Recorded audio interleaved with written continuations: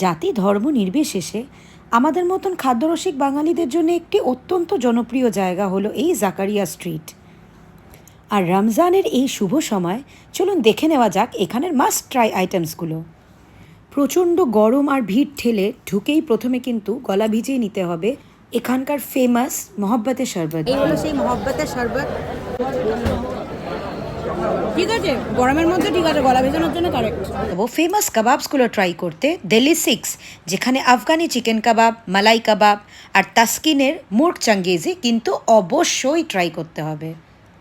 এবং তারপরেই আগ্রা তাজ জিশান নামক এই টেম্পোরারি স্টলটা থেকে আমরা নিয়েছিলাম চিকেন প্যারে কাবাব, এবং সেটা যে কি মারাত্মক খেতে ছিল, আমার খাওয়া ওই দিনকার বেস্ট আইটেম ছিল এটা।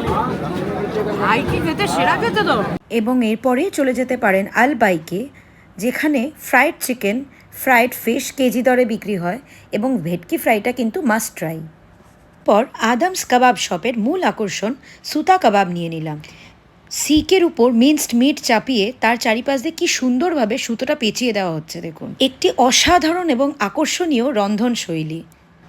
সব শেষে মিষ্টি আস্বাদন করতে নিতেই হবে সেই ফেমাস বিশাল গোলাকৃতি এবং অত্যন্ত খাস্তা এই পরোটা এবং সাথে হালুয়া।